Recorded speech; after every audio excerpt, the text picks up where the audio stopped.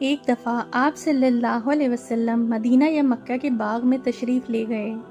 وہاں آپ نے 2 شخصوں کی آواز سنی جنہیں ان کی قبروں میں عذاب کیا جا رہا تھا۔